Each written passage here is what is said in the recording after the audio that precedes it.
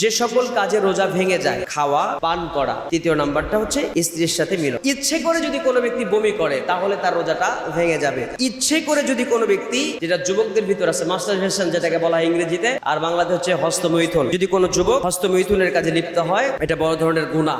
রোজার মাসেও গুনাহ, রোজা ছাড়াও গুনাহ, এটা করা যাবে না। আর রোজা থেকে এই ধরনের কাজ করলে তাহলে তার রোজা ভেঙে যাবে। যেসব কারণে রোজা ভেঙে যাবে, নাম্বার 1, রোজার সংজ্ঞাটা কি? রোজার সংজ্ঞা হচ্ছে সুবহে সাদিক থেকে সূর্যাস্ত পর্যন্ত খাওয়া, পানাহার এবং স্ত্রীর সাথে মিলন থেকে বিরত থাকার নামটাই রোজা। তাহলে এর ভিতরে কয়টা জিনিস পেলাম? 1 নাম্বার খাওয়া, আর একটার নাম কি? পান করা। তৃতীয় নাম্বারটা হচ্ছে স্ত্রীর সাথে মিলন।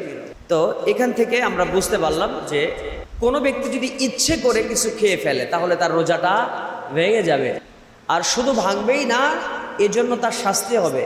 ইচ্ছে করে রোজা ভাঙলে কাজা এবং কাফারা দিতে হবে। কাজা মানে হচ্ছে একটা রোজার পরিবর্তে আর একটা রোজাকে রাখা। যেমন কোনো মা বোন এর যদি মিনিস্ট্রেশন হয়, সে কিন্তু কাফারা দেবে না, সে কি করবে? রোজাটাকে কাজা করবে। রমজান মাসে সে ব্যক্তির, মহিলাদের শুধু নামাজ মাফ আছে, রমজান রোজা মাপ না, তাকে কাজা করতে হবে পরে। তাহলে কাজা হচ্ছে একটার পরিবর্তে আর একটা, আর কাফারা হচ্ছে যেই ব্যক্তি রোজাটাকে ভেঙেছে ওই ব্যক্তিকে একটা রোজার জন্য একাধারে কয়টা রোজা রাখতে হবে? আপনারা বলেন কয়টা? 60টা রোজা রাখতে হবে 2 মাস। কয় মাস? এবং এর ভিতরে কোনো গ্যাপ দেওয়া যাবে না, টানা 60টা রাখতে হবে। কয়টার জন্য?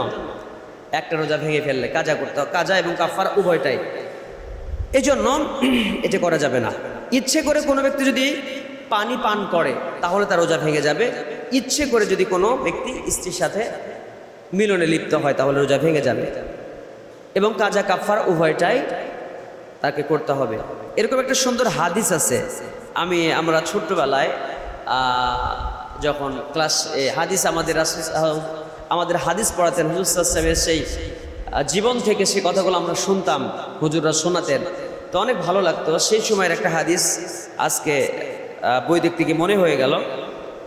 তো রমজান মাসে একজন সাহাবীর একটা ঘটনা আছে, শুনলে আপনারা অবাক হবেন এবং মজা পাবেন। শুনুন, একজন সাহাবী রাসূল সাল্লাল্লাহু আলাইহি ওয়াসাল্লামের কাছে এসে বলে, ইয়া রাসূল সাল্লাল্লাহু আলাইহি ওয়াসাল্লাম, আমি ধ্বংস হয়ে গেছি। আমি কি হয়ে গেছি? ধ্বংস হয়ে গেছি। তো রমজান মাসে রোজা রেখে রাসূলের কাছে এসে বলে, আমি কি হয়েছি? ধ্বংস হয়েছি। কি হয়েছে তোমার বলো?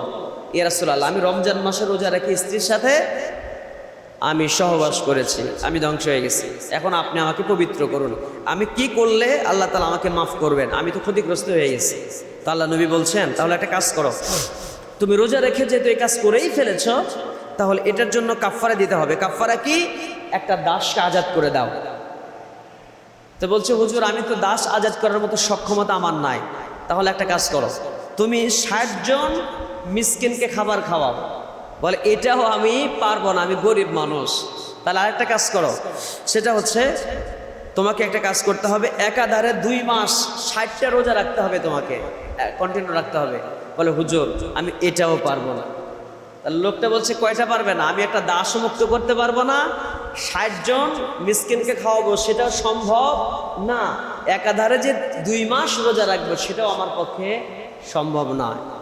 তো আল্লাহ নবী তখন চুপ করে আছেন, কি একটা তো জবাব দিতে হবে। নবী সাল্লাল্লাহু আলাইহি ওয়াসাল্লাম এর কাছে এক ঝুড়ি খেজুর আসলো। কি আসলো? খেজুর এসেছে। তো নবী বললেন যে খেজুরগুলো নাও, নিয়ে মদিনার যারা গরিব মানুষ আছে তাদের মাঝে বিলিয়ে দাও, তাহলে তোমার রোজার কাফারা হয়ে যাবে। রাসূল এটা বললেন যে এটাকে তুমি বিলিয়ে দাও।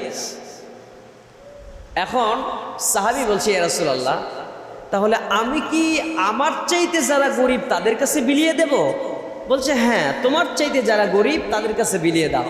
বলে, হুজুর এই মদিনাতে আমার মতো গরিব মানুষ একটাও নাই। কথা বুঝতে পারছেন? আল্লাহ নবী তখন হেসে ফেলেছেন। তো রাসূল এত পরিমাণ হাসলেন যে রাসূলের দাঁত দেখা গেল।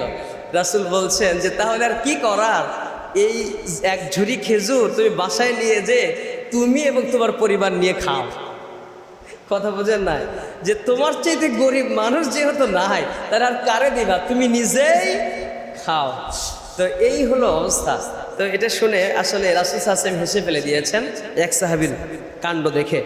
তো যাই হোক, আল্লাহ আমাদেরকে সঠিক বুঝদান করুন। তো ইচ্ছে করে যদি কোনো ব্যক্তি বমি করে তাহলে তার রোজাটা ভেঙে যাবে, এবং ইচ্ছে করে যদি কোনো ব্যক্তি, যেটা যুবকদের ভিতর আছে মাস্টারবেশন যেটাকে বলা হয় ইংরেজিতে, আর বাংলাতে হচ্ছে হস্তমৈথুন, যদি কোনো যুবক হস্তমৈথুনের কাজে লিপ্ত হয়, এটা বড় ধরনের গুনাহ।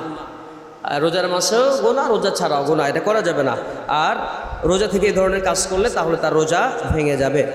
আর ধূমপান করলে পরে, সিগারেট খেলেও তার রোজা ভেঙে যাবে। এটা নিয়ে যদি অনেক কথা বলে যে হুজুর এটা তো ধোঁয়া খাচ্ছি, তো ধোঁয়া খাচ্ছে, এটা তো আর পানির মতো কিছু না, লিকুইড কিছু না, তো ধোঁয়া খেলে কেউ রোজা ভাঙে, এত ফতুয়া দেওয়ার দরকার নাই, সিগারেট খেলে রোজা ভেঙে যাবে।